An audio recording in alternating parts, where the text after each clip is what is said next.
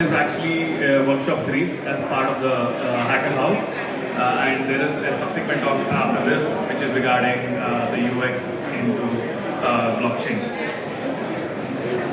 So let's talk briefly about the history of authentication in general. Okay, so initially we started off with having simple passwords, and then as time progressed, we needed to have some more complex passwords because of the rainbow table attacks and everything. And these complex passwords cannot be remembered by everyone, so we started having concepts of vaults and everything, where people just use one seed root password, and then these are like the one password, and other password managers usually work. Okay. And to add on extra security on top of the passwords, we started to have 2FA settings where you use your authenticator apps or you use OTPs for mobile, etc. So things only get progressively complex from here in Web3. In case of Web3, we need to ask users to actually memorize seed phrases. Okay, so seed phrases are these 12-word mnemonics where you need to remember the words in the particular order and you need to store them very securely. So as you can see, the way to authenticate gets more complex as the need for security increases. Okay, so in blockchain applications, this is more paramount because there's a saying that if it's not your seed phrase, not your wallet. Okay, so you need to be very careful about actually securing the seed phrase. You can't just store them in a text file somewhere in your OneDrive or Google Drive something. Okay, so you need to actually store them in secure. Yeah, and this gets much harder in case of explaining this to, let's say, your dad or your mom. Okay, because asking them to memorize a single password is hard enough. I mean, asking them to secure a seed phrase is much harder. Okay, so in the blockchain space in general, key management is very hard. Okay, over the last 30 years, people were like never accustomed to manage their own private keys. And let's say if you take your favorite wallet on blockchain, it takes around 10 minutes to actually onboard everything for the users to get onboarded. And these seed phrases are very confusing because you first download something and then you need to actually click to make sure that the words are in the correct order. Okay, so it's like a super complicated process for, let's say, your dad to actually access all of these blockchain wallets. And right now we have around more than 3.56 million bitcoins are lost just because of lost private keys in general or lost seed phrases. Okay, this problem is really hard, and then it's prevailing. So what do we do? So this is where we come in the picture. Okay, so web3Auth, we make key management simple and secure for all users. So let me just talk about how we do that in general. Okay, so we allow you to sign in with Google, Facebook, or any other OAuth provider to reconstruct your cryptographic keys, which are used in blockchain wallets and applications.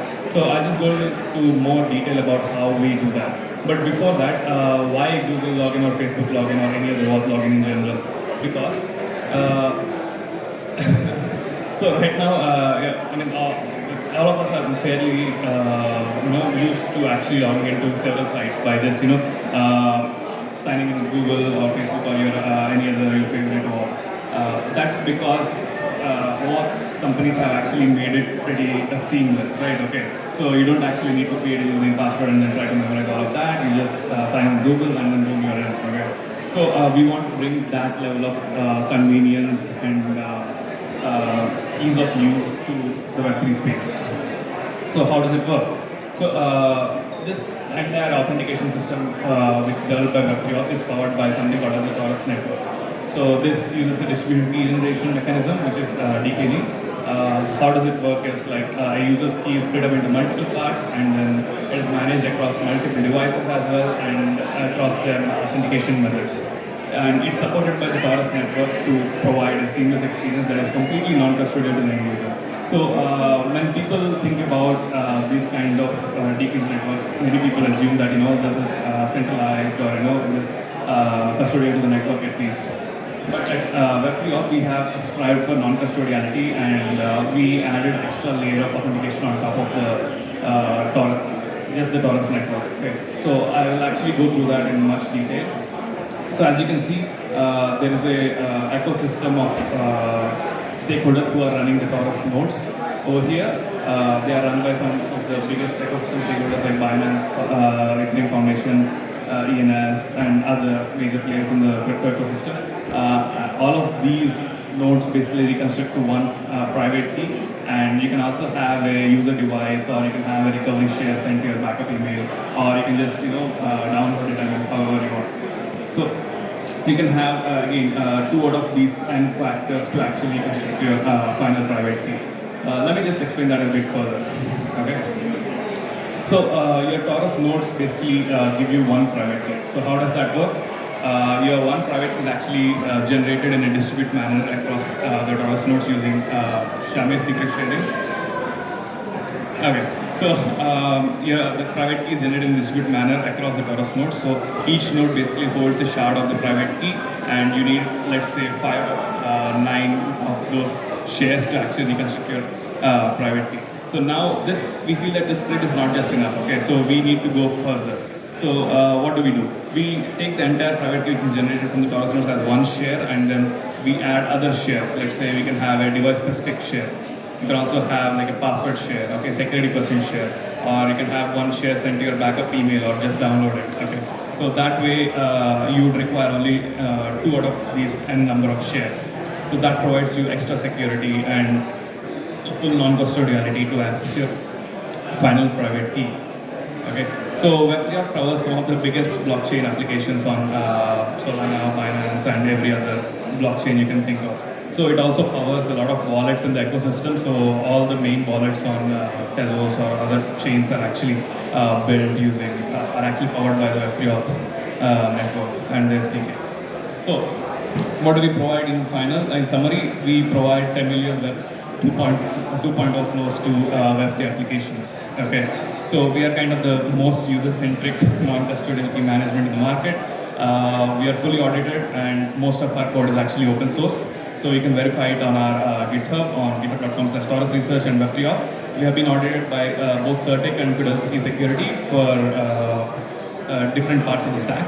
And you can actually download these audit reports on our GitHub as well. You can also reach out to us if you need it.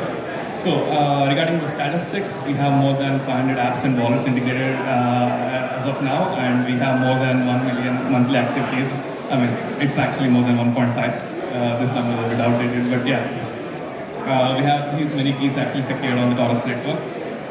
So at this point, I would like to actually give a demo of how the login actually looks like. First, let me go to one of the apps. And then, let's see. I think I'm already logged in. Let me just log out. And yeah. So I'll just try to connect my wallet here. Okay, I'll connect it to my social account. I'll choose Google for now. Do I have a pop-up somewhere?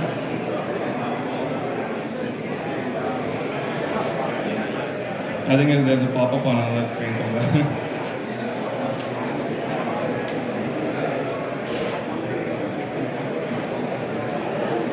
Trying that again. Yeah, okay. There is a pop-up on another screen. Nevertheless, so I signed in with my social account, and then at this point, it basically got all of my shares from the Taurus network, and I'm prompted actually to set up the 2FA. I'll just set it up. For now, this is just a random account, so I just set up my 2FA. I mean, I don't actually have money on this network, so that's, there you go, my 2FA has been activated, and I'm connected with my account. Okay, so this is my wallet address, and yeah, that's pretty much as simple as how web3Auth works. So we're also integrated into a couple of projects on Solana, including fractal.ts and novalaunch.org.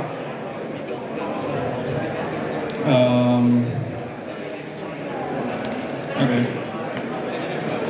Let me just say that I don't have one, so I can connect with web3Auth here, and I can just select my address, and it's gonna just fetch the things from the nodes and also just connect to it. Okay, and there you go. Okay, I'm connected to my web3Auth account on novalaunch. Similarly, this web3Auth is actually the authentication service which powers the Taurus, which powers the auth here. We also have a Solana wallet which is actually integrated on fractal.is. So let's say you can see that this is part of the Solana wallet adapter, and yeah, okay, I'm already logged in on this device, so it's just silently logged me in. But yeah, so this is how the Solana wallet looks like. You can see your account balances and everything. You can transfer assets and tokens. You can also transfer NFTs. You can top up with a credit card without KYC for up to $250. You can see your NFTs, as you can see here, okay? And we also have equity and settings as well, okay? So, yeah.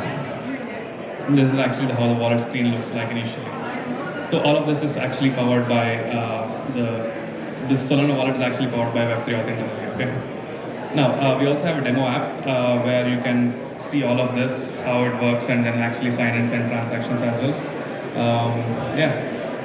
Now, coming to the rest of the thing. You can get started with integrating web3Auth today, and the docs are available on docs.web3auth.io, and we are a proud sponsor of the Riptide Solana Hackathon. We have around $30,000 worth of bounties.